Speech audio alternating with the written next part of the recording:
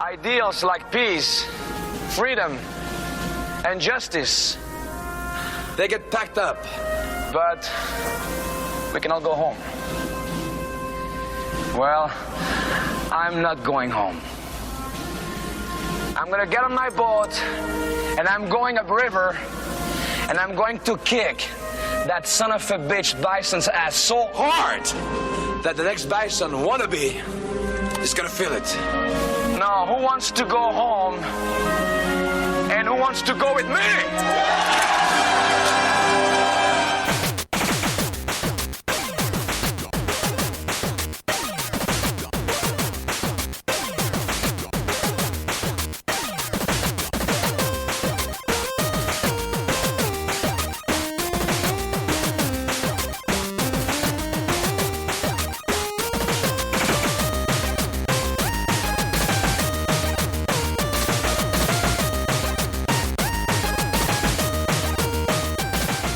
Welcome to the Rated G for Gamers podcast, episode 306.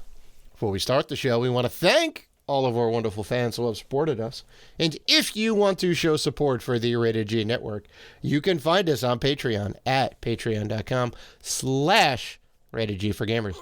You can also find us on YouTube, Twitter, Instagram, and Facebook at Rated G for Gamers. And finally, please rate and review us on iTunes and Spotify. We appreciate all love. I'm your host, Dave Rotino, and this is my co-host, Dan, the podcaster formerly known as Classic Robinson. We appreciate all the love. Oh, yeah. Wait, what Hit him happened to with the- hit Dan? him- What happened to Dan? Barry White's in the studio? What's Gotta going hit him on? with the gotta hit Marvin him with Gaye? the soulfulness, man. Gotta hit him Oh. with the soulfulness. Oh, Yeah. there's dulcet tones Yeah. coming out on the other end. Wanna listen, man, you don't want me to cut an album. I'll cut an album, man. No, maybe we do. Maybe we do. Sweet And you know what? Sweet Sounds of D. Robinson, Volume 1. You know what? Every couple of songs, right? Dr. Love will make like a segment just to break it up a little bit, right? Of course. Mm-hmm. Sometimes you got to do it. Sometimes you got to hit them with it. Oh my Sometimes God. you got to hit them with it. That's right. And That's right. if you're looking at the video, the Spider-Man mug is back, and who knows what's in it to make me want to sing like Barry White. Ha! There you go. Oh, It really, man. it really is just tea, by the way. So, Wait. Let's do this properly. As we have done for what 300 and something 306 episodes. oh, more than that, 305 but yeah, 306 numbered episodes. Okay, all right. You know. What's going on, man? Oh, there it is. There it is. So, we don't like to get political on the show. You know that. Fans of the show, Some of us don't. Some of us don't. We, as Rated G, don't like to get political on this show, and with good reason, right? We are a gaming podcast, so we don't like to meddle in the affairs of politics typically, but Unless it affects games. well, sure. And it's not to say that we don't have opinions outside of the show, but we try and keep it even. There's some shit going down in Russia and the Ukraine, obviously, as I think all of you know, but it is now affecting the game world, correct? It is. We have many companies, I believe the Epic Game Store, and I think Everybody, Steam. just name it. No, name it. Epic, Yeah. Steam, CD Nintendo, Projekt Red, Sony, Nintendo, CD Projekt Red, Xbox, Yeah. or Yeah. everybody they're all stopped selling their games in Yep. Russia. Yep. This is WWE has stopped streaming in Russia. So if you want to watch WrestleMania in 2 weeks, too bad. Facebook has shut down. Google has shut down. Everything in Russia. Yep. You can't use Google Maps. You basically there. We are doing, as a world united power, we are doing everything in our power to not go to war. We're trying to squeeze them out economically, right? Squeeze them out socially, squeeze them out in every way possible except militarily, and I support it. So it's crazy. It's crazy. I feel bad for the Russian people, right? Because it seems like just about everybody over there is against this war, and it is just they're kind of protesting in the streets. It is just Putin going straight ahead. So sorry that you can't play your new games. Sorry you can't play Elden Ring right now. Sorry you can't download any new games on Steam. I know it sucks. Well, I do. It affects me semi personally. I have a college friend. Mm-hmm. She is from Ukraine. So, Oh, sure. You know, Yeah, I do Facebook Messenger. I DM her on Facebook. You know, all the time, just to make sure how she's doing, how her family's doing. Her family's still there, trying to escape. As of the last time I chatted with her 2 days ago. So, you know, my heart goes out to her. I know she's, you know, really worried. She couldn't get her family out in time. Yeah. So, Yeah. you know, yeah, that's kind of tough. And I know she always talked about the Ukraine. And I should have had it. I wasn't ready for the show. I was supposed to go. It was one of the places she said, hey, you should come to visit like 10 years ago. And I never had a chance to go. And then she brought me like a magnet from Ukraine because she knows I love, like, whenever I travel, I have magnets. So I have like a Ukraine magnet on my fridge. So, you know, my heart goes out to her and her family, and I hope they can escape. Right. Yeah. Same. Christ. Yeah. It's you know, it's crazy over there. It's crazy over there. What I don't want is World War III. Well, I don't think anybody wants World War III, Dan. Yeah, I think that's a given for sure. I know. So, all right, let's get this show back on tracks, baby. We have an awesome show this week. Coming up, we're going to talk about Steam Deck Drift. Yes, that's what I'm calling it because they don't have Joy-Cons. So people be calling it Steam Deck Joy-Con Drift. No, Steam Deck Drift. And Netflix joins the acquisition party as they also buy, you know, a studio for millions of dollars, just like Microsoft and Sony, right? But before we get into all of that, let's begin the show with a big happy birthday to the Nintendo Switch. It turned 5 years old this week. Nice. Or last week. Nice. That's crazy. Yeah. I think it came out on. Yeah. It came out right around this time. 2 weeks after. 2 weeks after Horizon Zero Dawn came out was the Legend of Zelda. Right. It was a launch game with the Switch. It was also on the Wii U. But happy birthday to Zelda, Breath of the Wild. Birthday to Zelda. Best Zelda game. I have come to the solution. I've come to the conclusion. Breath of the Wild, best Zelda game of all time. All right, so I've come to terms with this is the best Zelda game I haven't beaten. Oh, you're never gonna beat it. Listen, I'm so far away from the castle. All right, I'm just traversing the world, opening a map, doing little things. Yeah, I'm so far away from the castle. But you haven't played it in like 5 years, so it's not like you're going back and experiencing the magic. That's a lie. That's not true. I go back every 8 to 10 months. Oh my god! And I play a couple of hours, and I just traverse the land, and that's it. Okay. You can still do that though, and there is also post-game content now. There is all the DLC. I got the motorcycle. Okay. And you know what? I was thinking about doing? I was thinking about playing it on the Wii U. Oh, yeah. And beating it on the Wii U. Since technically it is a Wii U game. I would be interested to see how that plays versus and how it looks versus the Switch version. You're 5 years too late. There's so many comparison videos that No, but I want to see it in person. Like, I don't care about the side by side. Like, I want to feel how much different it is, because you can see it in video and be like, oh yeah, you can kind of. Can you really notice it? You remember 7 years ago, right, when they had the sneak peek at like Zelda, right, and you could use the Wii U gamepad to like shoot the arrows, right, like you could look up and aim, right? Yep. I want to try all of those things that they touted that no one ever talked about. No one ever used it on the Switch. Yeah. But we have like an interesting story with the Switch, right? We both pre-ordered the Switch. We got it day one. We were day ones. Yep. And it came out around PAX, right? Because we said, we could take the PAX and we could like really play it. And we did. We did. Technically, that was the PAX from hell, right? Technically, no, it was. Yeah, it was the PAX from hell. It was the PAX from hell for me, because I had a work-related thing. For us. Yeah. For us. Well, I'm sorry. You got the residual effects of me having to sleep in the airport overnight. All right. Okay. I had a work thing, and I had to reschedule. and tried to fly out Friday night, and they're like, you can't fly out because of the storm. So the storm gave me a big middle finger. Waited all night in the airport, and they said, well, essentially they're like, all right, first flight out in the morning. I said, great. And they're like, I got a hotel? They're like, nope. They gave me nothing. They gave me a blanket and like a granola bar. That is what I got for my troubles.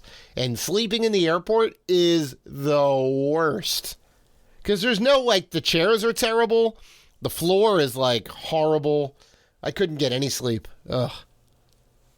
Okay. First off. Oh boy, here we go. You want to talk about my trials and tribulations? I had to Not really, but go ahead. I had to catch a cab to your house to pick up the badges. Oh my god. And then catch a cab to the airport. Oh my god. This was all last minute. Oh my god. Okay. And this was the last time you booked flights. Okay. This is the last time you were allowed to book flights because you canceled my seat, not your seat, on the airplane. And I had to sit in the middle of two people, and you know how much I hate my sitting god, in the middle. Dad, I'm sorry. I'm sorry. It was terrible. You got the PAX time? You got that extra day to relax? Oh my god, I'm sorry. It was terrible. I had to sit next to two people, in between two people. You know how much I hate that. Okay? You canceled the wrong ticket. That was the last time I let you book the flight. Oh my god. Oh my god, Dad. And the only thing, if I didn't have to sleep on the floor, maybe I would feel for you. You know what? I'd rather sleep on the floor than sit between two people. That's how much I hate sleeping between two people on the airplane. But the only thing that made it better was my Switch. It was amazing. Oh yeah, my Switch. Yeah. That was the only thing that made it better. Yeah. Now, and I think this is the only Zelda was the only game with the Switch with the console that there were more games out there than consoles, right? Because it had like a like the attach rate was huge. So people were legit buying the game in anticipation of getting the console, and they're like, "Nope, I know it's going to be great. I'm going to buy it ahead of time." That's crazy. Yep. That's crazy. So, what did you buy? I mean, everybody bought Zelda, as we know. What did you buy on top of Zelda? What was your other game or games? I don't remember every single game. I remember Blaster Master Zero, the first one. Yep. Right. Yep. Came out digitally. Right. Yep. Around the same time. It wasn't like the day of. Right. Yeah, and but again, it was like real close. PAX was like a week later or something like that. Right. So we really played. We really played at PAX like a week or two later. Yep. So, yeah. I had Blaster Master Zero. I remember playing that in the lobby. Nice. And I thought that was great. Because since you weren't here. And we had the smallest hotel room. I just stayed in the lobby all day playing, trying to talk to people, making friends. Say, hey, you want to get into this? You want to get into a party? I don't know, like a multiplayer party or something. I don't know how. I don't do multiplayer. I don't know the lingo. Like, hey, do you want to play? So no, it was. I remember having Blaster Master Zero. I remember having what was that? That Stitch. What was it called? Stitch. Snipper clips. Snipper clips. That was also digital until it became physical. Digital. Yep. I had Bomberman R and Bomberman R. I had Bomberman R, which too. I remember probably that. one of the worst Bombermans I've ever played. It was the best one for me because it was the only thing I had. I mean, yeah, you made the best of it, but it wasn't the best Bomberman. And you felt like a kid again. You didn't have many games. You just that's right. That's right. This is to make it work. Got. And I think the other one was 1-2 Switch. Yes, yeah. But I didn't buy that just yet. I bought that later. Mm-hmm. I bought that later on. Which was like $40, and still it should have been like a pack in, or $20 at best. It was not a $40 game because it was like it should have been the Wii U, esports or sports, the Wii Sports of Wii Sports for sure, because it was like, here's what the Switch can do. Here's all these fun little mini games you're going to play once and go, oh, that's neat, and that's it. The HD rumble in a couple of those games was the highlight, and it was fun for like a minute. You could feel the ice cubes in your Joy-Con. That's right. You shake the thing. How many marbles are in there? How many ice cubes are in the glass? No, that was neat. That was neat. I was like, wow, we could do that. I don't care. I'm gonna play Zelda. It was, yeah. It was kind of neat, but that was about it. Yeah. So happy birthday, Nintendo, right? It turned 5. Mm-hmm. So they said that about halfway through its life cycle, right? So they're going to support it till it's 10. Yep. Do you That's think? like, Okay. That's like the old Sony model, right? So support our console for 10 years. Okay. Over or under, do you think the new console, whatever the next console, regardless if it's the Switch Pro or something totally different, Mm-hmm. do you think it will come out after the 10-year or within the 10-year, or within the 10-year life cycle of the Switch? Wait, like a new updated model? Not a new updated model, the next thing, right? Well, Regardless of the Switch Pro wouldn't be the Switch 2, right? I don't think that's fair to say. I think they would just call it this. I think it would be considered the Switch 2, but if it's a more powerful Switch, Well, then- the thing of it is, if they're going to support it for 10 years, they're not going to put a new model out that has games that are only compatible with that new version. Because that wouldn't make sense from Nintendo. I think you're wrong. They had the DS and they had the Game Boy Advance, and they thought that they can have both of those at the same time. Yeah, and that ended very And quickly. they were- that they were ended sadly that ended mistaken. almost immediately after Sadly the DS mistaken. came out. So I don't think that's going to happen. So- And now, I don't think that's going to happen. I mean, it all could. It could. All right, rewind. Do you think the next console will be another handheld hybrid? Oh yeah, 100%. This is their way forward from like here on out. All right, so if it's going to be a new handheld hybrid, Mm-hmm. again, do you think the next handheld hybrid console to come out Okay, that they're going to support for another 10 years, do you think it will come out after the 10th anniversary or before the 10th anniversary? No, it'll be after they're not going to do a new model that will have some stuff incompatible with the previous version. I would say no. I would bet money on no. Now, are they gonna put a pro version out, like a beefier version or whatever? Guaranteed that there's going to be another version in the next 5 years, but it'll just be a revision to what they have. I think you're wrong. Well, they're not going to pull a Sega. Okay. They're not going to pull a Sega. Okay. Whatever the next thing is, I think will there's be gonna the next overlap. thing for 10 years.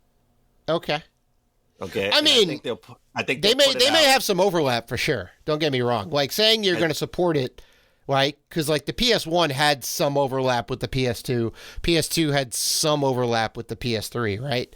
There was still some Definitely. like God of War came out and PS3 came out. right. So I mean, there's precedent for that, right? Game companies could do that. You're right. They certainly could.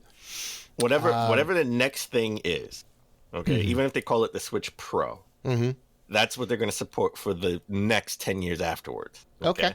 Oh yeah. It's they're in it for the long haul. Yeah, because they're not. Well, they're definitely not doing home console anymore, right? They're not in that market. They're not saying that we want to build the most powerful system. It says we want to build the most portable system, right? The one you can take anywhere and play anywhere. I think they want to beat the PS2 in sales, right? And they've already counted the regular Switch. They've already counted the Switch Lite. Yep. And they counted the Switch OLED together. Oh yeah, which you have is to. over 100 million.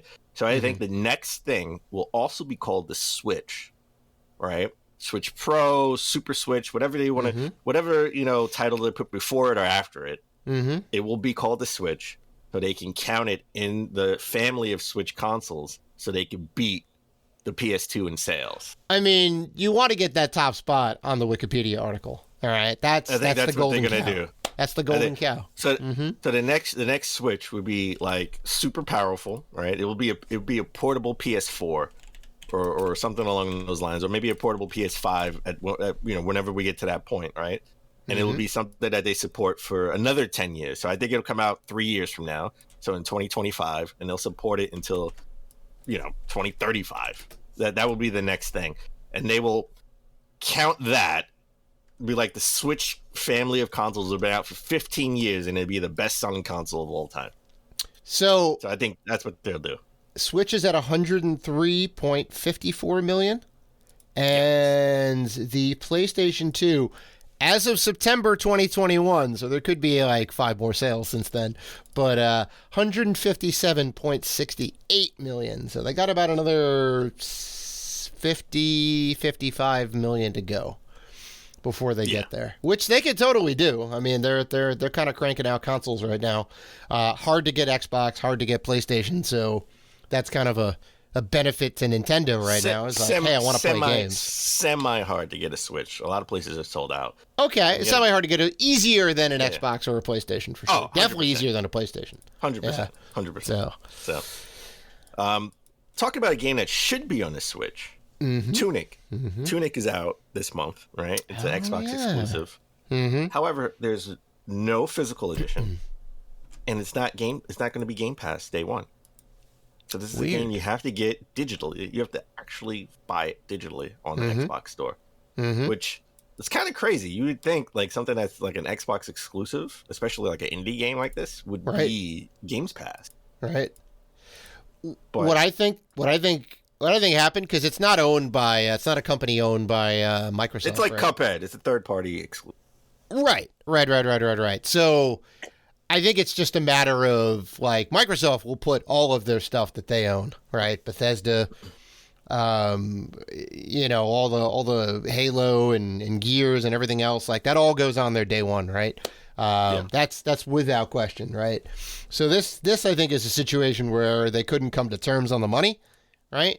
Because Microsoft has to hand them a sack of money and say, here's a bunch of money, and put the game on Games Pass, right? So they get the guaranteed amount of money up front. Microsoft gets more game sales or more subscriptions for Games Pass because hey, there's some more games on here, right? It's a benefit to the ecosystem, but I'm guessing the developer is like, we can probably make more money just doing digital sales more than the money that Microsoft would have given them. Off the hype that people have for this game, because this was, the Xbox. This is Zelda-like game that's going to be an Xbox. So if you're an Xbox fan, you don't have a Switch or anything like that, you can get your Zelda-like game, your top-down overhead. I liked it. I played the demo. It was okay. Yeah. If it had a physical, I would probably buy it. Okay. So if it's going to be digital, I'll wait for it to come on Games Pass. It's going to be on Games Pass. It's coming to Games Pass eventually. Oh yeah, no, guaranteed. Is was it the gameplay mechanics that got you, or what was the thing that you're like, like it's good but not great? I don't think it is. It's cute. I don't think it has as much character as like a top-down Zelda game, right? With that detail and all the characters and all that stuff in the world. I mean, the world isn't like a fully fleshed out cartoony style world, like isometric, like a Hyper Life Drifter style of game, right? It's cute. I don't know what you would call like, we say cute 'em ups for shoot 'em ups that are cute. This is I don't even know what a cuter. Top-down cute game. I don't know what you would call it. A cute venture. Venture. There we go. It's a cute venture. Yeah. Okay. Yeah, I get it. Yeah, I mean, it looked like it looked super cool. They've been touting it for I don't know how many years. I will have to download it and try it. I have not. I don't think it would. Have not played the game yet. I'll be honest. I don't think it would have that much hype if it was like a Switch exclusive. I think it would be okay, right? But like you have all of these style games that you can play on the Switch. I think the hype comes from this style of a game that's Xbox exclusive. You can play it on like all the Xbox fanboys out there are like, oh my god, we finally got our Zelda like top down game. Right. Because Sony's got a ton of them. Nintendo's got obviously Zelda and a ton of other clones that are on their system. Yeah. So I think this was a smart move, right? Oh yeah. They get the hype because it's on Xbox exclusive, and then like a year from now, when it comes to everything, possibly, right? Then it's Tunic, right? This hot Xbox game that came out is going to be on PlayStation. It's going to be on your Switch, right? Yep. So, well, if it comes out, I don't know how long they have this exclusivity. The exclusivity, yeah. Because Cuphead is not out on PlayStation. You can only play it on Switch. Right? Nope. Yep. Yep. With actually new DLC, the final DLC, I think, coming out this summer in June, I think. And hopefully we get that physical edition. Oh, I know. Well, they said after all the DLC's out, then they'll put out a physical, but So Dave. We shall see. Dave. Mm-hmm. As we always try to start the show, but epically fail. What have you been playing? Still going through my Final Fantasy VI Pixel Remaster playthrough. And I have more thoughts. With it. I got to the very divisive opera scene, right? Not in the game it's divisive, but the way they remastered it was kind of divisive.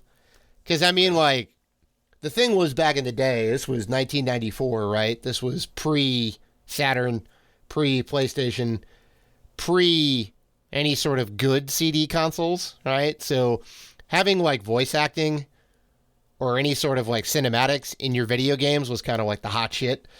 And there's a point in 6 where you have to participate in a opera, right? So, and this is on a Super Nintendo console, right? On a cartridge that's like, you know, on a good day, 16 to 24 megs of storage on there, right? So there's not a lot of space for graphics and especially like sound and whatever else. But they were able to get some sort of audio on there for the dialogue of the opera. It's a whole modeled opera house, and you get to participate in the thing, and you get to play along, and you know you pick the right lines, and you got to move around the space, and like really, you're basically taking the place of one of the actresses in the thing, and it was mind blowing at the time. You're like, oh my god, this is like one of the highlights. They kind of touted it as like one of the coolest things in the game, let alone like on Super Nintendo. So they redid it with actual vocals, right? Because now it's 2022, and we have the power to have voice acting. So they have voice acting in there, and they redid the opera house and the scenes. It's all like graphically redone. I thought it was really good. A lot of people were like, you know, really kind of taking up arms, like, this isn't how I envisioned it. This isn't how I remembered it from back in the day. I'm like, well, you got to do something. It's a remake, right? You got to update it somehow. So I think I did a good job. I mean, it had support, and it had the creation from Nobuo Uematsu, the guy who did the original sound design. He was the one who was like, all right, here's how we're going to redo it. So, you know, it wasn't like they hired somebody else and said, okay, let's go ahead. I didn't even know this was a controversy. Oh, yeah. Yeah. I mean, it's a minor controversy in the grand scheme of things. But, you know, if you look on the forums, right, if you go to Reddit and you look on the forums, yeah, people are going to be like throwing some, slinging some words. Okay. So yeah. I mean, it's moving along pretty well, knocking off all those achievements. I'm loving it. Yeah, it's a pretty well done remake. So, how about you? Come on, give me a song. Give me. I'm loving it, McDonald's style. Come on, you can do it. No. I'm loving it. Well, see, there you go. I wouldn't be able to do it. I wouldn't be able to do it Come justice. Wouldn't be able to do it justice. That's beautiful, Dad. It's beautiful. Come on. There you go. Thank you. Thank you. The interlude after track 2. I beat Horizon Zero. Almost said Zero Dawn. I beat Horizon Forbidden West. I did it. Wow. I did it. Wow. They said it was like 25 hours, that game, and you beat it already. They said it was like 30 hours, and I beat it in 26 because I played it on story mode. You answered my question. Okay. I did beat it in story mode. Go ahead. Well, I know you're like crazy hype about the fact that there's like a narrative mode or story mode or whatever to like allow you to experience it. Do you think every game should have this?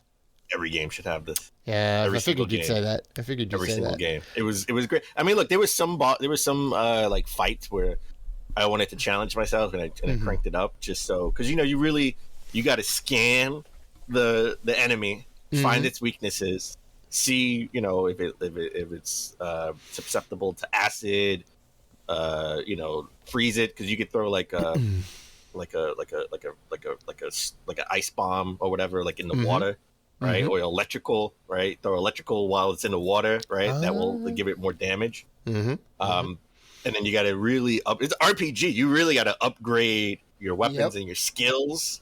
So you can like get that slowdown. So when it's like a small weakness, like in its neck, you can slow it down and aim and really get it, hit it in its weak points precisely. So I did a couple of those. Again, the overall story arc is it's okay. It's good. It's okay. It's no Uncharted, right? It's I no mean, Uncharted what is or anything like that? What is Uncharted's a beast. It's no Halo. It's no Gears of War, right? It's the story arc isn't that great. It's good, but it was good enough to get me like I want to see what happens in the end. Okay. Right? Okay.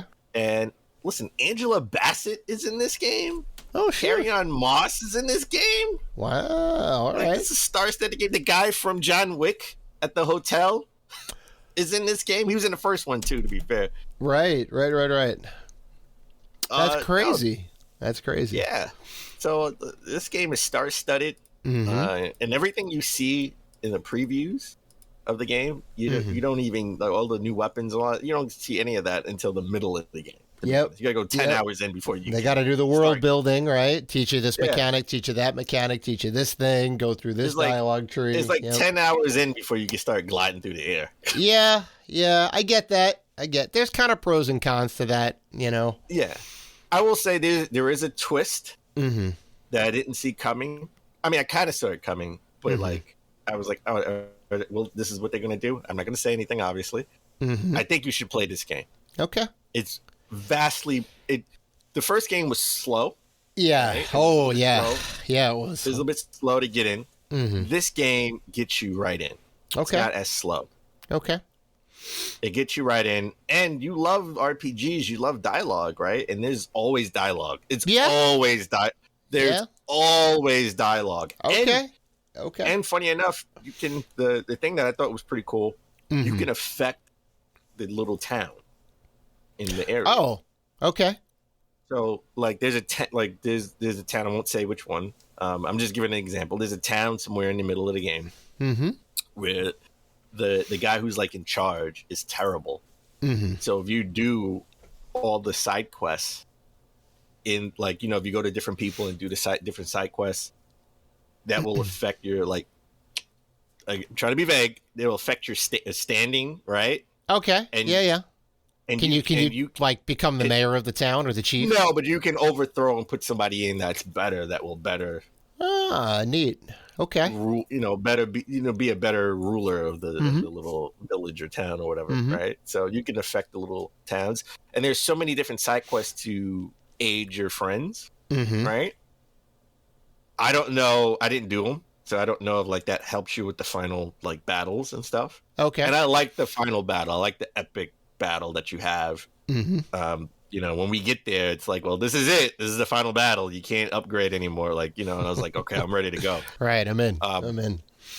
And towards the end, there is a machine you can take control of that makes traversing the land a whole lot better. Oh yeah. Okay. Yep. Because up to that point, up to that point, you're essentially riding a robot like a horse. Sure. Right? And you got to physically get from A to B. Sure. Yeah. Literally at the end, you get a robot that makes going across the land so much easier. Nice. Okay. That's all I'll say. Yeah. I would say you get the Final Fantasy equivalent of an airship. All right, you just go anywhere like super quick. Yes. Yeah. Yes, literally and figuratively. I will say this. I would give, if I had to score this game, I would give it a 9.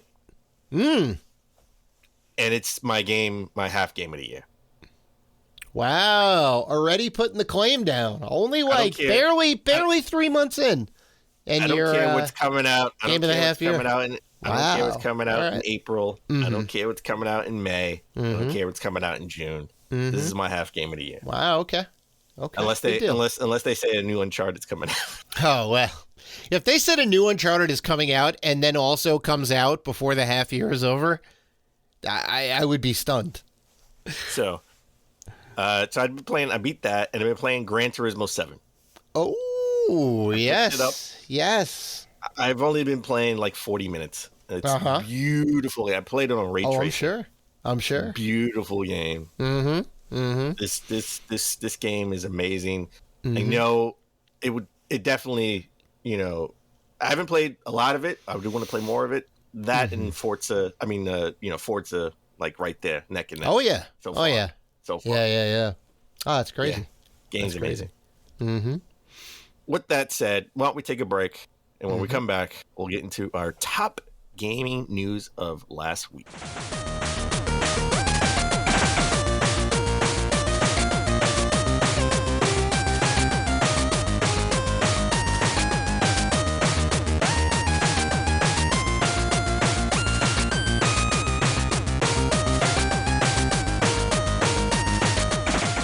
And we're back.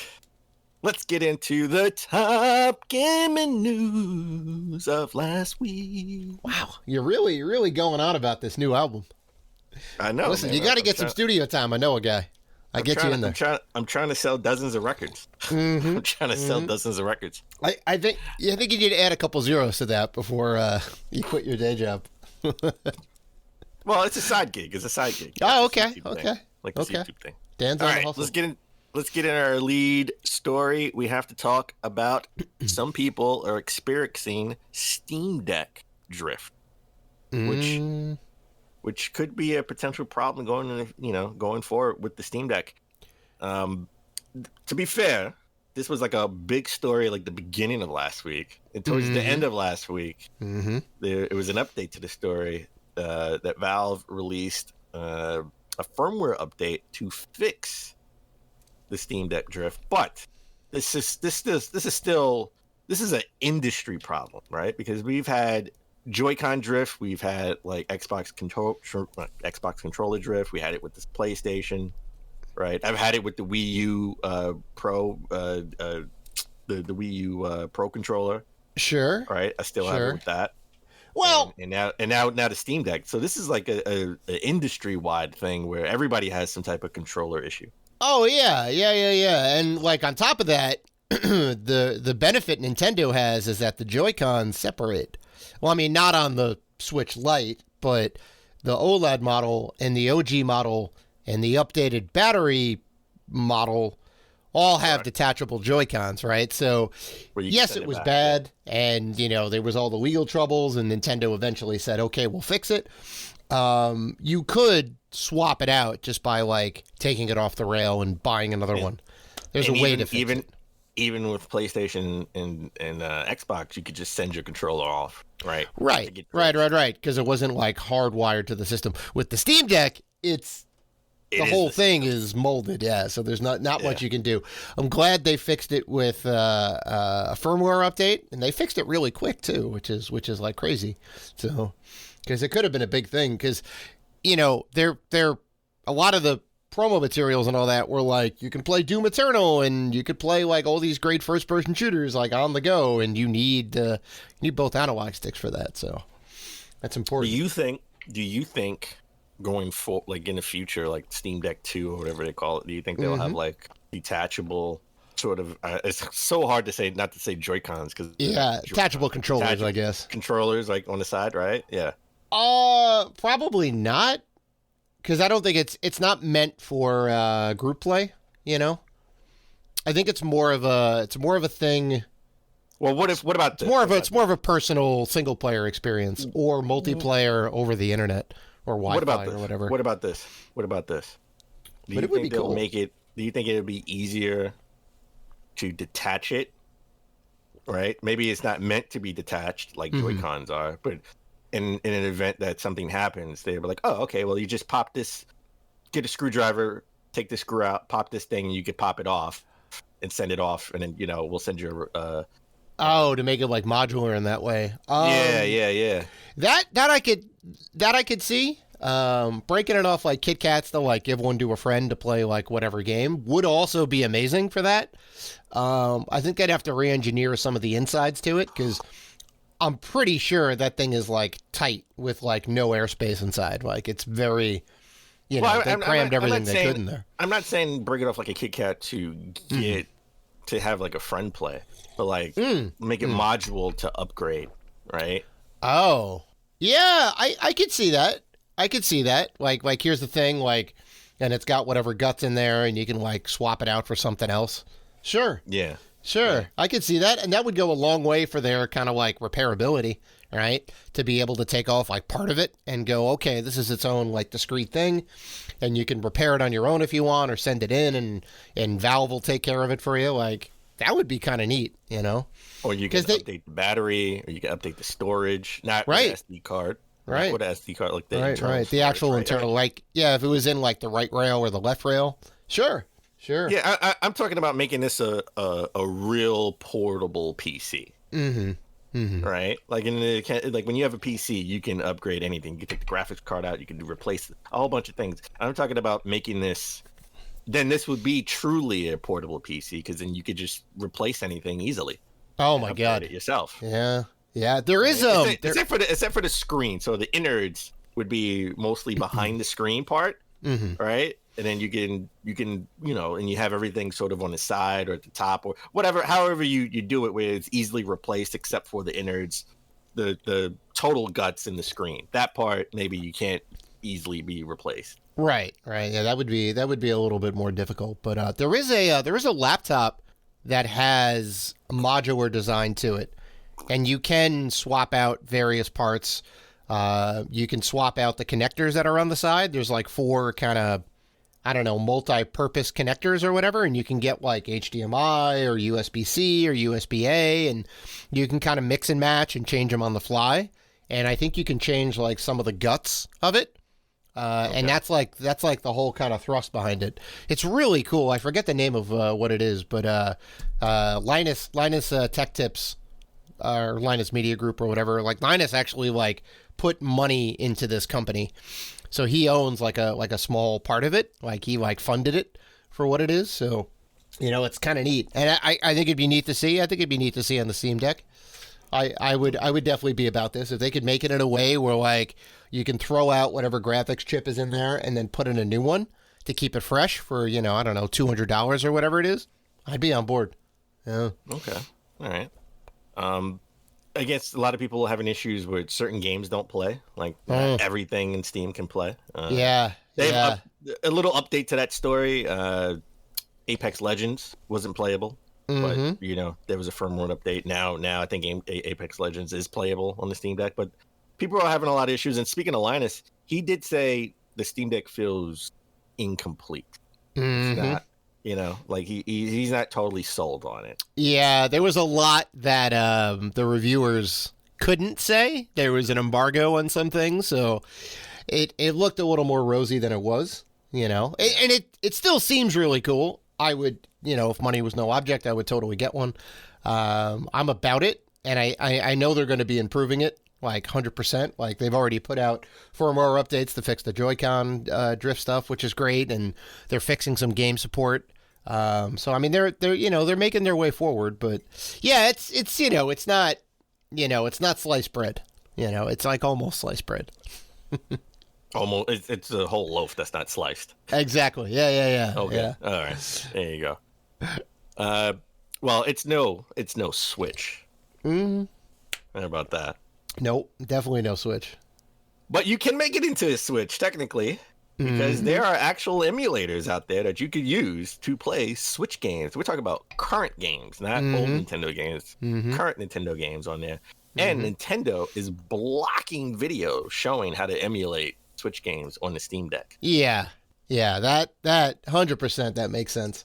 I know they done like Xbox, like OG Xbox and some of the older systems. People aren't going to care so much about that. Like Sony or Microsoft isn't necessarily going to care about PS1 emulation or original Xbox emulation because, but if you say like you can play Series X games or you can play Nintendo Switch games, yeah, and especially Nintendo's going to come knocking.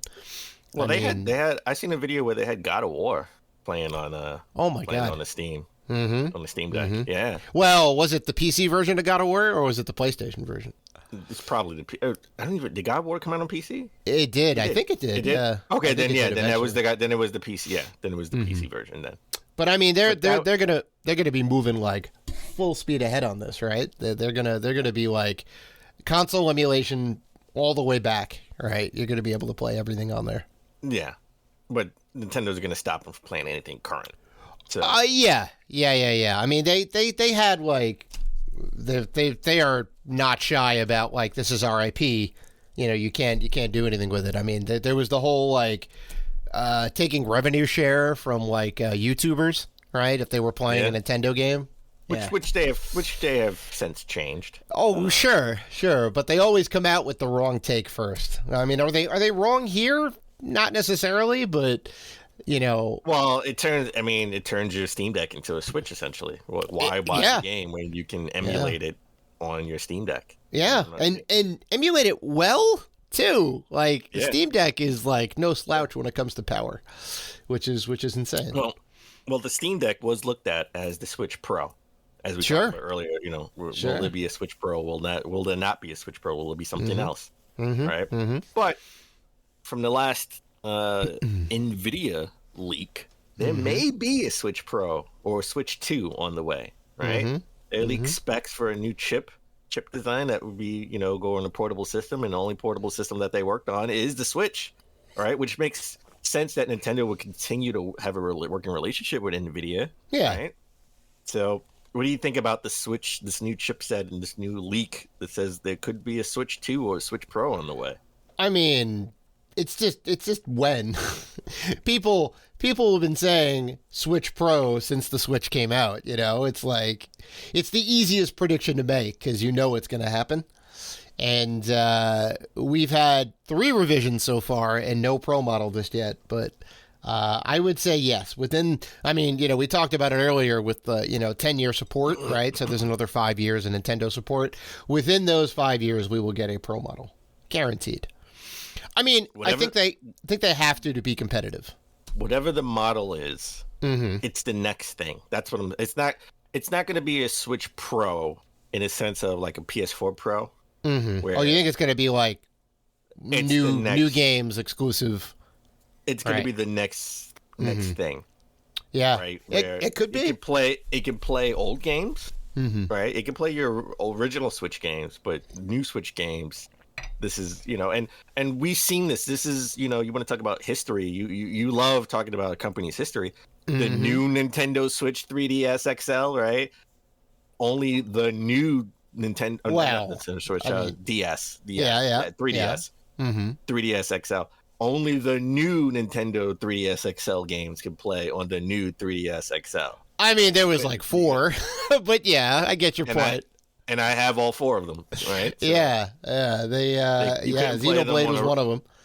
Yeah, I know that. You couldn't play them on the old 3DS. Yeah, It wasn't powerful enough. Yeah.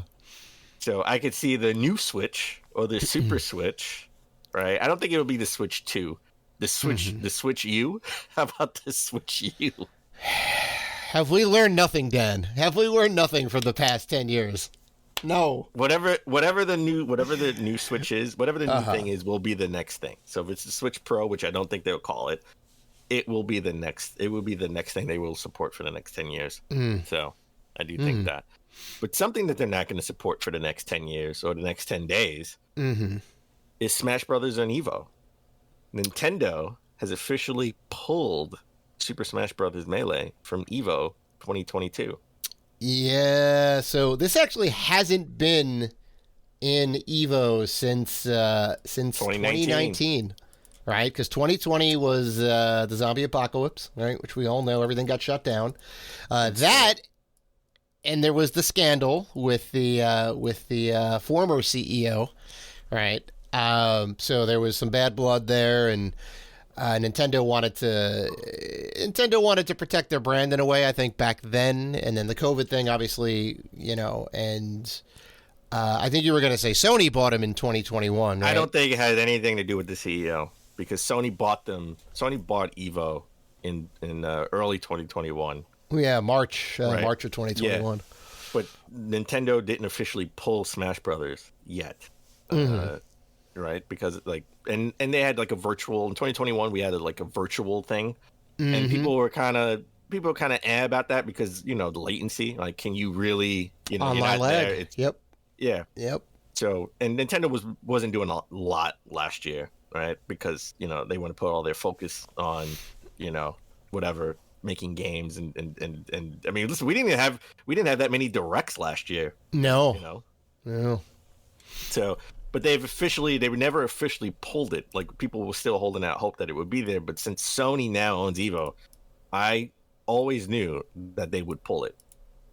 Like, there was no question in my mind that they would pull it, and they've officially pulled it. So Yeah, that's they will be a Smash Brothers tournament at some point that Nintendo will host, but it just won't be a part of Evo. I mean, if you don't, the fans are going to be out for blood, right? Because I mean, like, Smash. If you don't, I think they'll just do it themselves. The fans. Smash is a fan favorite. Well, I mean, Nintendo was actually, speaking of their draconian practices, they were like shutting down Melee tournaments, right? They're like, they don't want you to play Melee; they want you to play the latest version. Yeah. Which is like, whatever. Why don't you just let people play the game that they own, right? Why can't they have tournaments around it? But Nintendo's like, no, you must play the latest one. So I don't know. I think this would be like a speakeasy. We're gonna have like underground Smash Brothers Melee tournaments. What's right? the password? Crash and smash. All right, come on in. Then you can get in. Yeah. Yeah, no, Nintendo's gonna have their own tournaments, right? It would be Smash Brothers Ultimate tournaments. I mean, you have to, yeah. People are gonna have their own tournaments. This is gonna be a thing that's gonna happen at all these conventions, right? You're gonna go to the conventions, PAX East, PAX Prime, PAX West, or whatever you want to call it, and they're gonna have that's when they're gonna have these tournaments. Like, that's exactly what's gonna happen. Sure. Watch. So you don't think Sony had anything to do with it? You think this was all? Well, I mean, you're saying the fact that Sony now owns them is why Nintendo pulled out. But do you think Sony had any? Do you think Sony had any say? Because it's not. Sony has nothing to do with Smash in terms of ownership, licensing, or whatever. Like, I don't even think they have any of their characters in the game. If it was if Xbox owned Evo, I think Smash Brothers would still be in it. Yeah, because they have a working relationship with Microsoft, right? Sure. And you got Banjo in there, and you got Minecraft Steve and Anna are in the game. Two competing Japanese companies, right? I think that's the reason why it's not there, because of that. Yeah. Fair enough. But Nintendo will be Nintendo. I've been asking Nintendo for achievements and trophies on their console since the Wii U. Have you? You went up to Mr. Nintendo and said, "Hey, where are my trophies and achievements?" I have. I did. But it looks like we're gonna get something. Not quite what I was asking, but Nintendo is set to offer rewards for Nintendo Switch Online users. Now, they already have a system in place, like a coin system, right? Right. When you buy stuff, you get, silver or gold coins, and you can use those to redeem for other games, right? And some physical stuff still? No, the physical stuff is over. They're no longer. Okay. They're no longer doing any of the physical stuff, which sadly, you would get cool like stickers and carts, like a carrying case to hold, cards. Well, you used to be 3DS cards or Switch cards. Yeah, they no used longer to have doing that. Soundtracks. I mean, you get some unique stuff that goes for a little bit now too. I mean, but there's now like a missions and rewards section, right, on the Nintendo Switch Online, giving you avatars, or icons in the store. Platinum points with missions that you can earn. And all of this is going to be launching like April 4th, apparently. Okay. But I want something that's more in-game. Like, oh man, you beat Mario Odyssey, you beat Legend of Zelda, you get gold coins or whatever, right? I don't care if I can redeem it or not. Just say I get a gold coin, right? So how many gold Dave, how many gold coins do you have? Right? I got 50 gold coins because you beat 50 games. Platinum means that you finished it all. You did. Oh, you want the Xbox Gamer Score. Yes. Okay. Or the trophy. trophy system from PlayStation. That's what I want. Yeah. That's what I want. Okay. Yeah. I mean, I like that you can redeem that you can get points to redeem for stuff. I mean, I'm not sure what you can redeem with it. I'm kind of looking through the story right now. It doesn't necessarily say what you can get with it. You could probably get skins. You can get skins and icons, and eventually, because everyone's been asking to customize your menu system, like on the Switch. You can't do any of that. I bet you that's something that we're gonna be able to do, like, going forward at some point. I wish they would just kind of give you. I wish they would just give you stuff to do that, but if we have to grind it out, well, okay, that could be kind of neat. Like having an actual wallpaper that's not just red or whatever the background color is would be nice. Give me the Mario Kart racing, right? You got the platinum, you got the gold, you got the silver or the bronze, right? Like, that's what I want. And the showcase, when people look at your name, the showcase how many platinums, how many golds, how many silvers you have. Right. Yeah, that'd be kind of nice, and you kind of gamify. I mean, they're already video games, but you're like gamifying the whole like progress in the game, and then you can be like, oh, you platinum this game, all right, I'm gonna platinum this game, right? You can kind of go back and forth between your friends. But I think everybody would go back to play old games. Yeah, exactly. People would go back. If you get all 99 stars in Mario Odyssey, you get a platinum trophy, or you get a platinum coin, right? I think people would go back to play it, to beat it again. Oh yeah. And you can boost sales that way, right? So I think that this is a missed opportunity and a no-brainer for Nintendo. That I just don't understand why they haven't done it. Well, I mean, Nintendo always does their own thing, so. Well, who else is doing their own thing? Netflix.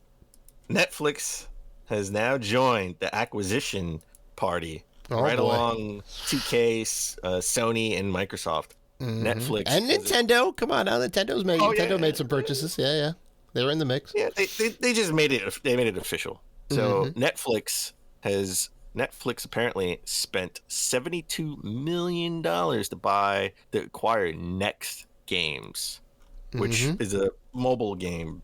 They make mobile games. Yeah, you will know them because they were the company that made at least at least the last two Stranger Things games. I think they also may have made the first two as well, which are great. They are really cool games. They are unique. They're cool little pixel adventure action games. And also they now have the Asphalt Racing series exclusive, right? So they Asphalt Extreme, the latest in the Asphalt racing game series, which everyone will know because Asphalt Racing has been a thing all the way back since like the first color phones, right? I remember last year they bought Night School Studio, right? So they're in the acquisition game to buy mobile game developers because they have their mobile game store, Netflix Games, right? The app on iOS and Android. Yep. Which is free. And I think, again, this is where Google sort of fell off with Stadia, right?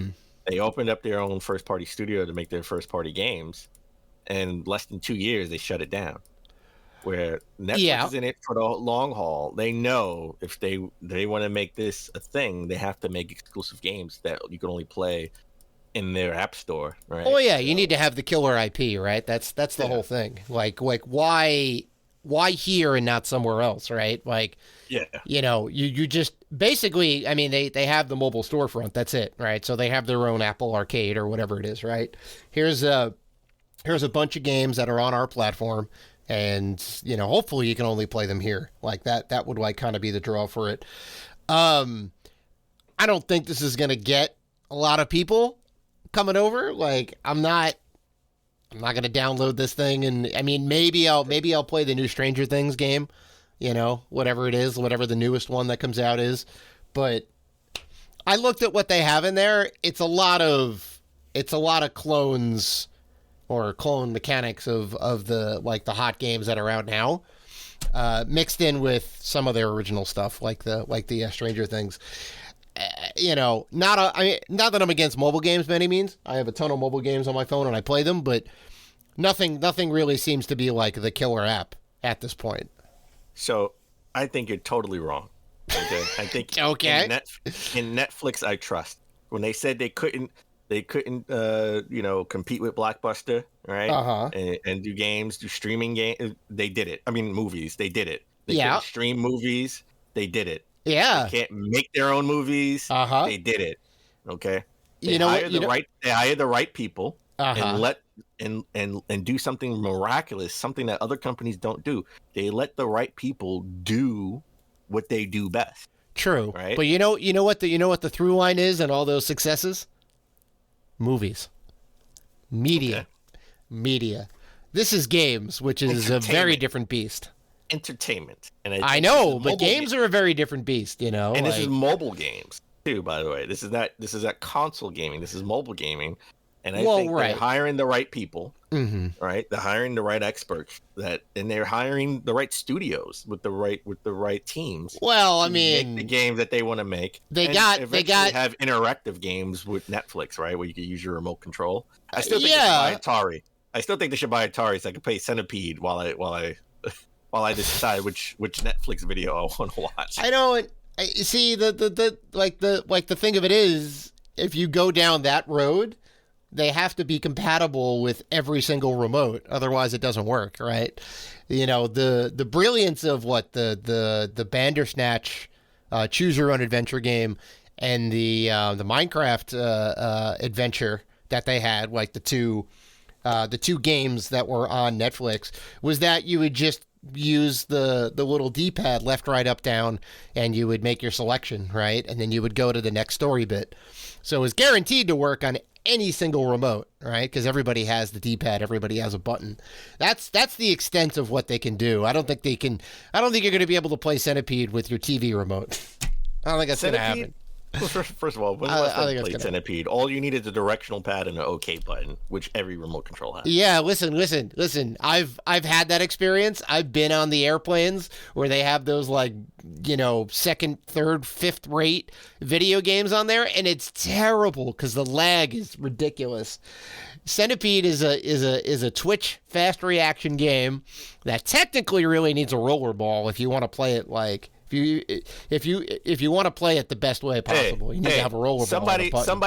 Somebody beat Elden Ring with a Wii with the Switch Ring Fit Adventure rubber. Okay, all right. Oh, so you mean Dark Souls? You mean Dark Souls? Yeah, it's one dude. It was Elden. No, it was Elden Ring. It was Elden Ring. Somebody. Oh, really? Elden Ring. Oh, okay. Yeah. With the Wii with the I keep saying one dude. Switch. One dude. Well, all you need is one guy. All you need is one person.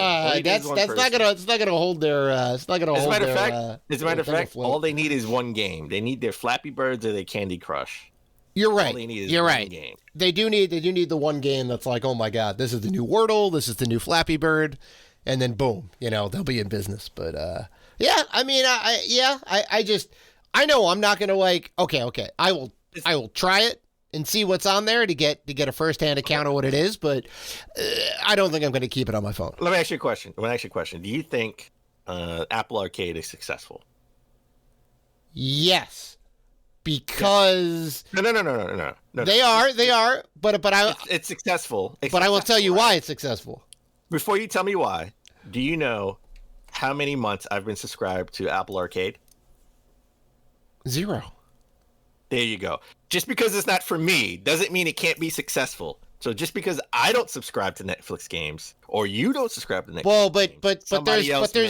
games, but there's actual stuff that you want to play on there that is curated, right? It's plus it's also very high for what it is. There's a fee per month to get these games, so it's not just like It's $10. $10 a month. Okay, well you don't have Games Pass, you don't have the Sony offering, you don't have any of that stuff, right? Like I am a Games Pass member. It would be, if I was an iPhone dude, it'd be I would consider getting into it. Some of the stuff is exclusive. A lot of the stuff is just curated, though. They're like games that aren't free to play. They're usually like a game that would cost you like $5 or $10 in the iOS store. There's a couple of exclusive stuff, but it's a very, very good. It's a very nicely curated list of very aesthetically pleasing games that kind of fit within that kind of Apple ethos, right? You get stuff like Monument Valley and Sayonara Wild Hearts, and a bunch of other games. I think I don't know, one of the hot games. The sequel is exclusive for a little bit on that system. So there's stuff in there that I'm interested in. All right, I would definitely jump on board and try it. All right. And Netflix can do the same thing. Netflix can make the same experience with their own exclusive. Oh, they certainly could. This is going to take a couple of years. It's going to take a couple of years. They just acquired. It's like they're acquiring a mobile game studio once a year, right? Like they keep. Next year they're going to acquire another mobile game studio, and in 3 years tops, they give it 3 years. They're going to have a curated ecosystem that in their Netflix games, and then they're going to put out their interactive games too that people will like.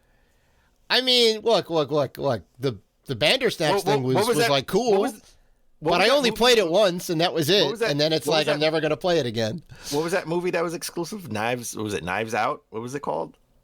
That was on Amazon, I think, or actually, did they buy Knives Out? I think they bought. Was it called Knives Out? Because they're making a Knives Out too.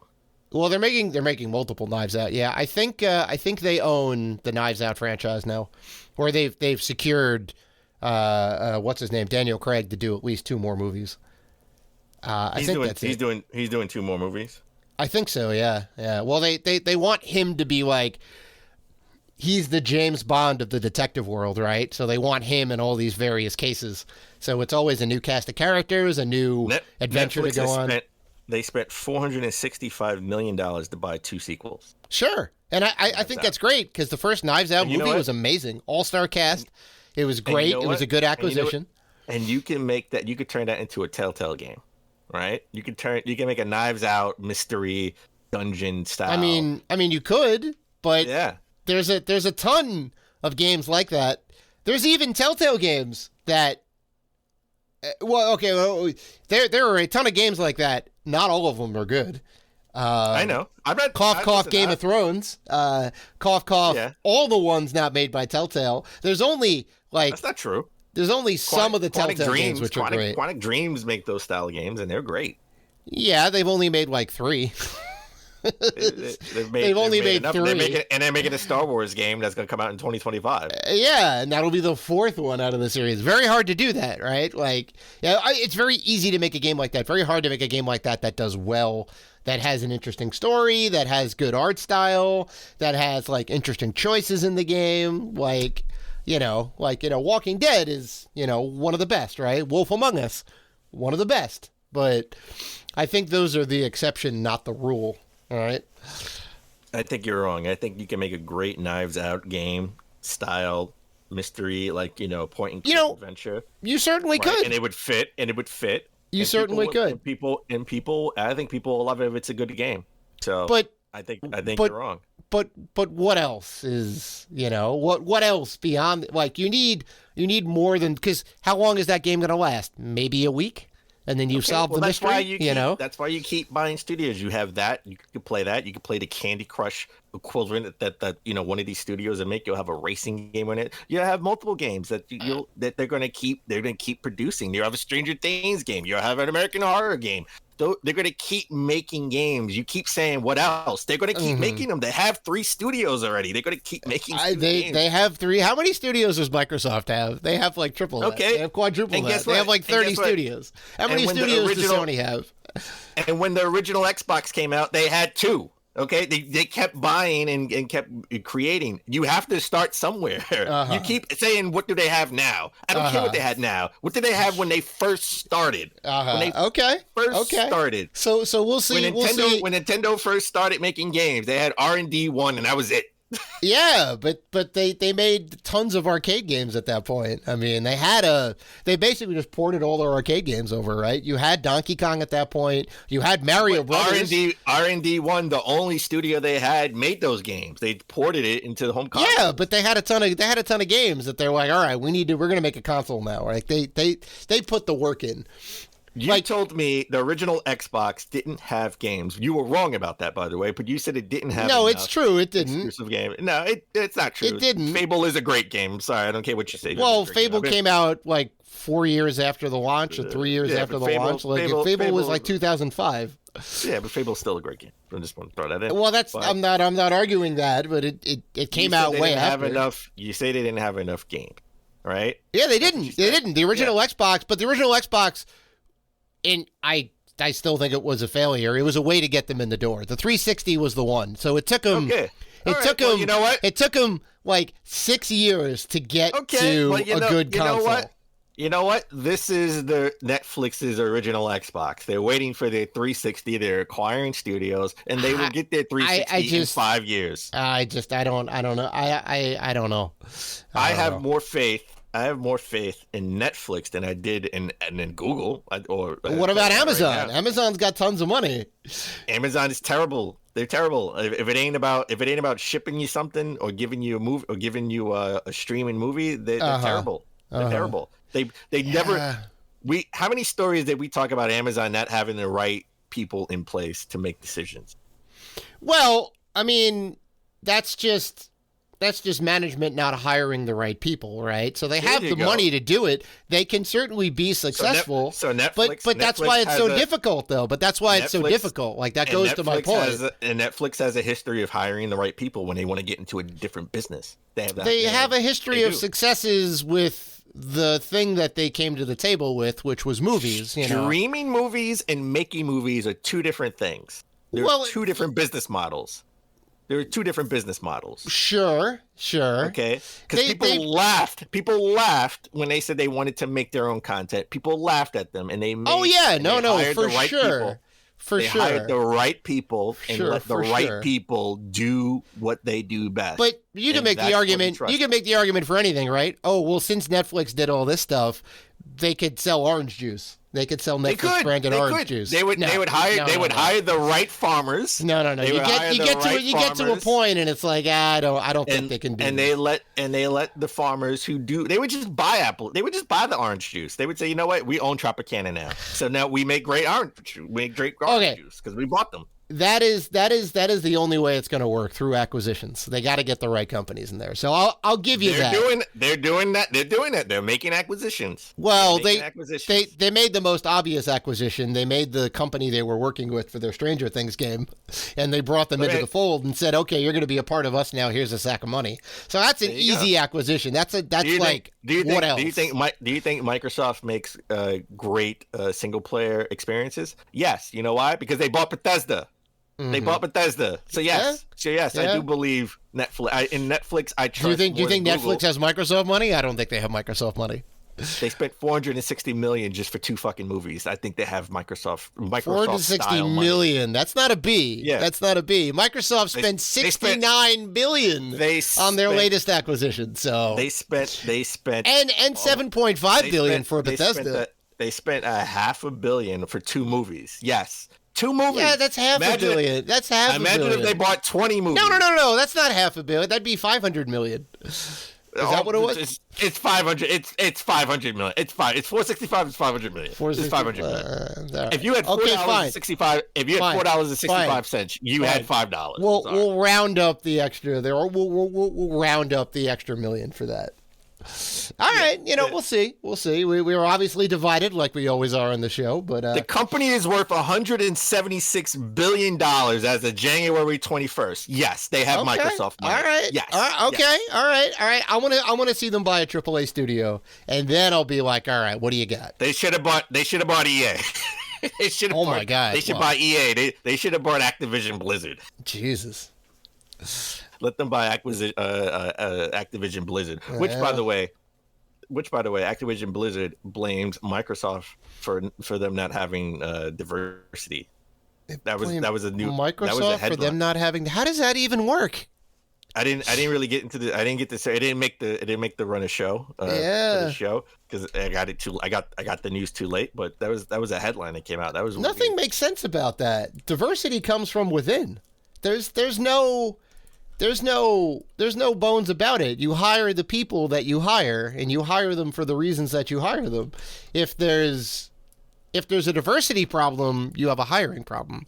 That's where that beginning ends, you know? Maybe they're blaming the acquisition because they didn't. I mean, obviously they've been in talks to be acquired for like months. Oh yeah, all the controversy started. Oh yeah, maybe it's because we didn't hire any new people, so it's because we're being acquired. We were in talks to be acquired. So maybe that's the reason. That could be the reason. Yeah, I mean, I don't even know why you would say that, like, because you're basically tanking the valuation of Activision Blizzard when Microsoft is trying to protect the valuation of the company, right, and trying to rehabilitate its image, right? Why would you kind of muddy the water in that way? Yeah, that's kind of weird. That's kind of weird. But all right, last bit of news. Let's do something fun. SilentHill.com. is not owned by Konami anymore. Someone bought it and is seemingly trying to troll Konami, which is hilarious. Yeah, this is the best. So have you been to SilentHill.com? Because I have not. I should go there now. Let's go. I'm going to go there now. It's just a tweet from the creator of Pyramid Head, Masahiro Ito, saying, "I wish I hadn't designed fucking Pyramid Head." That is what the website contains. That's it. That's funny. It's very funny because Masahiro Ito didn't actually say that. Somebody made a fake tweet about it, right? Of like him regretting creating one of the most iconic video game horror villains of all time, right? You know, the genius design, amazing. But it's so funny. It's so funny. Konami let Silent Hill, one of their best franchises, let the website for that lapse. You don't let that lapse. You put it on auto renew, and you continually hold that URL till the end of time until you want to do something with it. And if you don't do anything with it, you know, it's fine. But you don't want anybody else to do anything with it because they're gonna do some silly shit like this. Oh, I love it, Dan. I love it. I think they can get it back, right? Because there's a certain amount of time that you have to give the holder of the space to re-up, especially if they've had it for so long. So if you keep auto renewing it, the registrar company is going to take your money, and he's done something with it. It's not like it's a squatting situation. There's it's a very funny tweet there on like a black background right now. So I mean, I think they get it back with enough money. You know, if they say here's like $10,000, the guy's probably going to cave, or like the girl who bought it is probably going to cave and be like, sure, I'll go ahead and take your money. I definitely had fun with it. So, by the way, I just don't think they care about Silent Hill. They better if all the rumors are correct that there are 2 new Silent Hill games in the works. That's why I think this won't last. I think they'll exercise, whatever legal right they had to retain the domain space. There may be a way to get it back. Yeah. Through like legal channels. I think this guy's just trying to squat on it. Oh, I mean, sure. I mean, why would you not? I would, if this was up for grabs, and it was under $100, I would have done the same thing. I mean, the last time we've seen Silent Hill was 2012, so it's been 10 years. 10 years since we had any Silent Hill game. All right, 2012, that was probably Xbox 360, PS3, Silent Hill Downpour, maybe, I think was the last one. Which was terrible, by the way. It was not a good entry into the series, though. And that was about the last time Konami actually put a real game out. That's true. Which is crazy. That's true. Right? Oh, maybe like Metal Gear Survive. Maybe that was the last real game they put out. Not counting the mobile. So, real quick. Yeah. So Activision, they need to comply with diversity standards, having at least a certain amount of women on the board of directors. Sure. Since I think a quick read that the board of directors won't stay on. However, since the current directors wouldn't continue to serve their role as board of directors after the merger with Microsoft is complete, Activision Blizzard couldn't comply with the law, at the end of 2021. So that's a quick read. It's basically they have to have a certain amount of women in the board of directors. Sure. They do, but those board of directors wouldn't stay on after the merger. And they're not going to hire new people to come in to, serve on the board just yet. So that's why they're blaming the merger. Yeah, they're blaming it on the merger. As a quick read, we'll get into it. We can revisit this in more detail next week. They're technically not wrong, but they're getting rid of those people because they're toxic in the company. There's a reason behind it. It's not it's not like we're going to go kick all the women out and we're just going to make it a boys' party again, because that was part of the problem before. But I get that. I didn't know there was a law in California that you have to have a certain amount of women on the board of directors. I don't think it's exclusive to I don't think it's exclusive to California either. I think there's some laws in New York about, maybe not laws. They could be laws everywhere, but there's a specific law about the board of directors. They're not complying with federal law. It's state law that a company has to have a certain amount of female directors in it. Yeah, that's interesting. That's interesting. All right, so that's it. No more stories. What do you have planned this weekend? Well, before I get into that, Dan, you may have thought that I forgot, but you put my feet to the fire last week because we were talking about the Steam Deck, again this year, or this episode, and we were talking about PC exclusive games, and I said, you were like, hey, give me like 5 games that. Give me 5 exclusive games. 5 exclusive games that I can only play on PC that I would enjoy. Yeah, so I found a couple. I didn't necessarily find 5 because a lot of the stuff. Then you already failed. You're supposed to find 5. Wait a minute. I found games that you would enjoy that you can't play anywhere else but PC. Okay. First off is Half-Life Alyx. Right, that's the VR exclusive specific Half-Life game, which is an amazing experience. Is it playable on the Steam Deck? We didn't specifically say Steam Deck. We said PC. We said PC exclusives. No, but the whole purpose of what we talked about last week was for me to get a Steam Deck because no. The whole purpose is to get you into PC gaming. Steam Deck is an easy way to do that because it's a portable system where you can play like tons of video games on it. You can even play Switch games. You could make it your portable Switch and have one system that plays PC and Switch games. So I mean, no, you can't play VR stuff on the Steam Deck yet, but maybe soon. Okay. Maybe soon.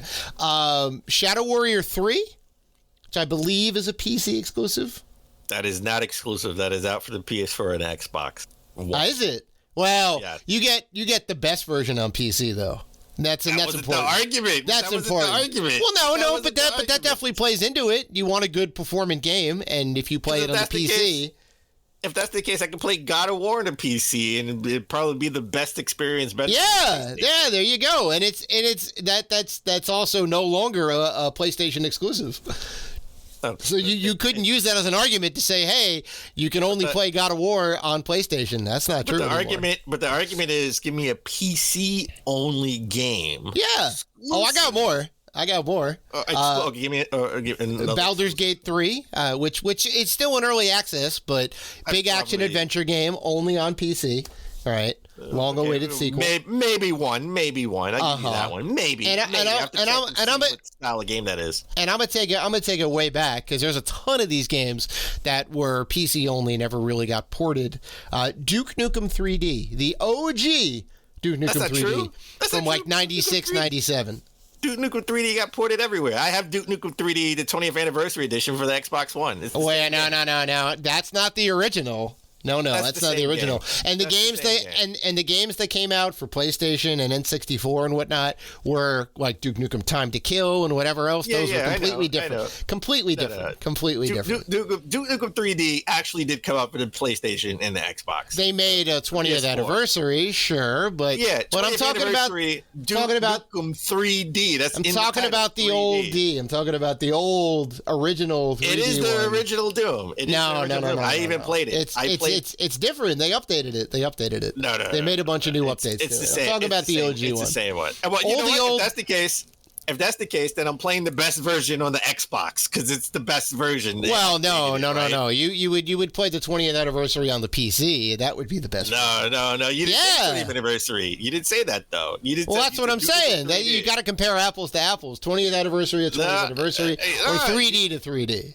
You said no. That you play the original. I said I want to play the best version. I'm playing the best version of my Xbox One. Well, the best version would be the 20th anniversary on your PC. Yeah, that's how that works. First of all, I don't want to play the best version. I want to play the only way to play is on the PC, not the best version. I don't care about the best version. You should know that.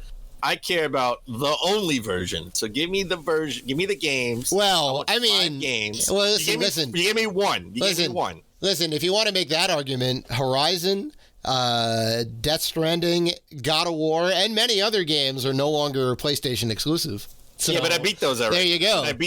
I beat those already. Oh, but I'm just saying it's no longer an exclusive experience. Well, when I played them, they were exclusive experiences. I know it. It said only on PlayStation, and then it ended up. Yeah, at the time, it was only on PlayStation. So give me 5 games at the time. So you're saying PC. So you're saying you want to play Cyberpunk 2077 on your original PS4, and you're saying I'm going to have a good time with that. I'm going to have a great time with it. I'm going to have a great time. You know why? You know why? The cops aren't going to come when I shoot somebody. No. Nobody's going to scatter. It's great. It's great. And you got to have a potato face. It'll be great. That's fine. You know what? I just don't look in the mirror. Oh, my God. So, yeah. All right. I will really doing this weekend? I will definitely convince you one day of being a PC gamer. So what are you really doing this weekend? What am I really doing this weekend? I'm gonna find some more video games to prove to Dan that PC gaming is worth it for sure. All right, make sure they're exclusive at the time that you announced them. Jesus, this guy is stickler for everything. Yeah. Yeah. Nothing really crazy going on. I am doing a Japanese barbecue thing tonight, which is nice. So, nice. I'm excited to be out there. Hopefully I don't get the zombie apocalypse virus. Knock on wood. So that should be good. Yeah. Okay. That should be good. How about you? I'm going to see The Batman. 3 hour. Batman. The Batman. It's called The Batman. Don't forget about the. It is. All right. I'm going to see The Batman. It's about 3 hours long. Seeing it on Sunday. I'll let you know next week how I like it. If I like it. Well, 85% on Rotten Tomatoes from the critics. It's pretty good. It's pretty good. 92 from the users. Okay. 92. So they're saying Robert Pattinson, thumbs up apparently. Okay. Not a lot of negative reviews. It's funny because I see the negative reviews they say it's not dark enough. I'm like, you want it darker? It looked pretty dark to me. Yeah, Batman has always been pretty dark, with the exception of the Adam West Batman. But Batman's usually pretty dark. I don't know. I mean, it's got the Riddler and the Penguin, which is awesome. Those are some of my favorite villains. It takes it back, right? Because it's really mobsters. Like Batman is facing he's facing real mobsters in this. And apparently he's bulletproof. Like his armor is bulletproof because the scene where they're just shooting him and it's just bouncing off him. Of course, he beats the crap out of him. Well, Lucius puts together the best kind of armor, right? I'm assuming there'll be another Lucius Fox. I don't understand why all the cops don't have that armor. Yeah, right. Well, they got to go to Wayne Industries. They got to get the licensing agreement with Wayne Industries and pay him a lot of money. Okay. All right. Yeah, I mean, I hope it's good for to sit down for 3 hours, but everyone's saying it should be good stuff. So I'm curious to see what your thoughts are. Well, I think that's about it. Yeah, that's episode 306 in the books, folks. We want to thank you guys for listening to the show, for liking, commenting, and doing all the good stuff that you guys do. If you want to interact with us, and we know that you do, you can find us on Facebook, Twitter, Instagram, and YouTube at Rated G for Gamers. Also, we are part of the Gaming Podcast Alliance. You can check out all the fine podcasts featured on there at gamingpodcastalliance.com if you're looking for more gaming goodness. So, please listen, like, rate, review, and subscribe. And as always, keep gaming.